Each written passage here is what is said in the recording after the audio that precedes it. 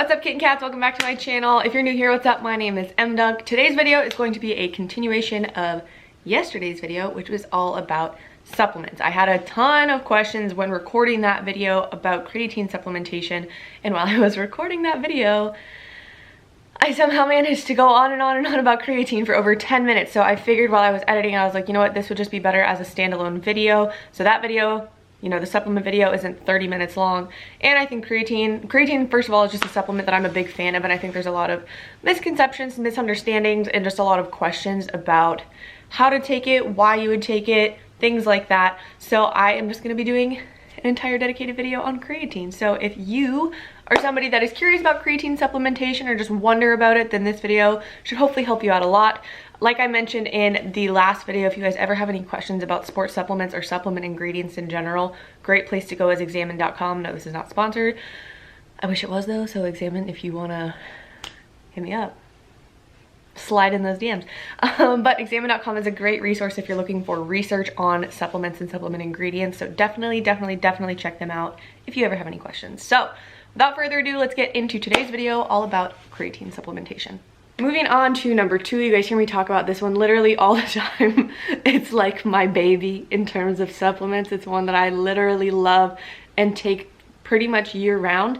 And it's one that I think a lot of people have a lot of questions and misconceptions about, and that one is creatine. So number 2 is creatine.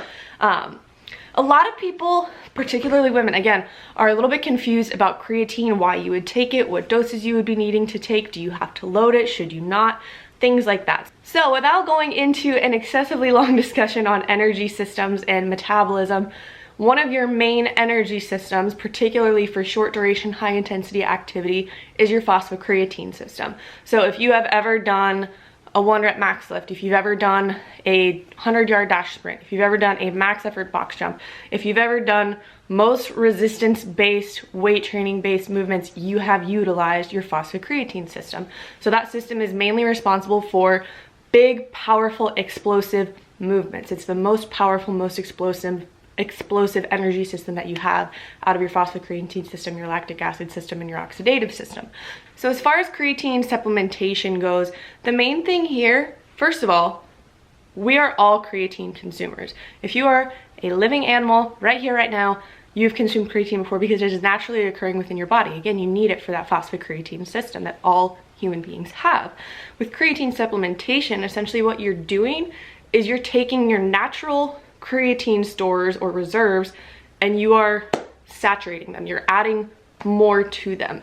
Now, why would you want to do that? So that's a big question people have is, well, why should I take creatine? Is it gonna help me lose body fat? Is it gonna help me build muscle? What's it gonna help me do? So in terms of creatine research, creatine is actually one of the most researched supplements in the entire world. There are over 500 studies on creatine with over 70% showing it to be effective and safe. If you wanna know where I got that, it's this book right here. It's the book that I used to get my ISSN certification.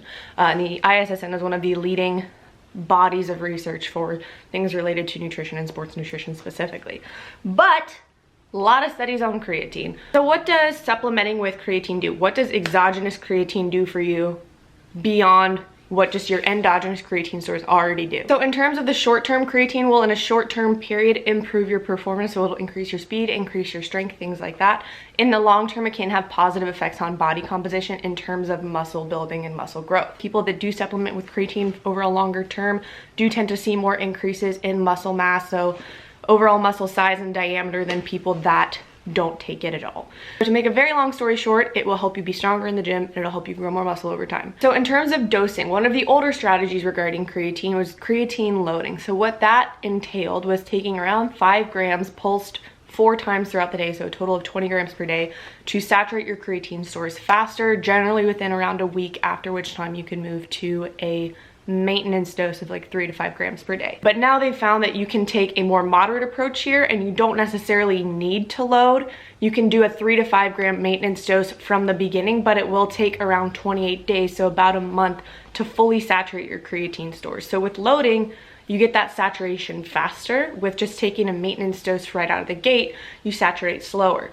So Jeff Nippard made a really good point about this. I think it was in a story the other day. He said, you know, why wouldn't you load if you can saturate your stores faster? And I absolutely don't disagree with that. If you do a loading phase, that weight spike does seem to be a bit more pronounced. And I just have noticed that most females can't psychologically handle that, and so they'll just stop taking it altogether and never actually get the benefits from it. Whereas doing just a maintenance dose of 3 to 5 grams and allowing that to saturate over the course of a month, then they'll actually get the benefits of creatine with a more modest increase in scale weight. But just be aware, if you do take creatine, it's very normal to expect, again, a modest increase in scale weight because you are storing more intracellular water. So you have extracellular water and intracellular water. You don't want more extracellular fluid.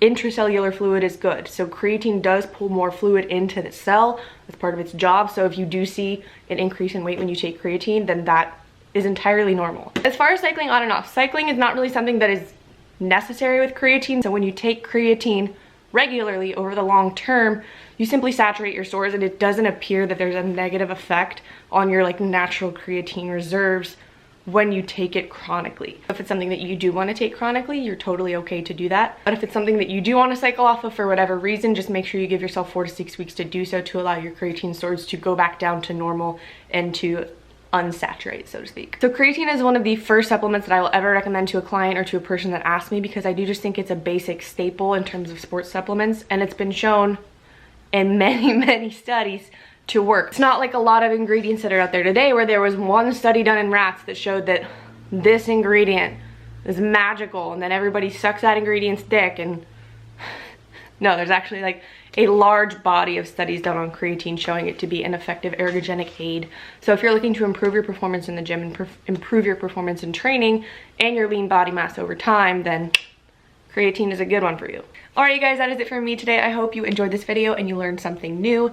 If you enjoyed this, if you appreciated this content, if it taught you something, if it cleared something up for you, please let me know in the comments below. That would mean the most, and it would also help me out a ton if you would give this video a thumbs up. If you're enjoying the content here and you're not subscribed already, go ahead and click that subscribe button and the notification bell so you know whenever I upload a video, because YouTube doesn't like to tell people on their feeds apparently anymore. But that is it for me today, you guys. I hope you enjoyed. I love you so much, and I'll see you in my next video. Bye!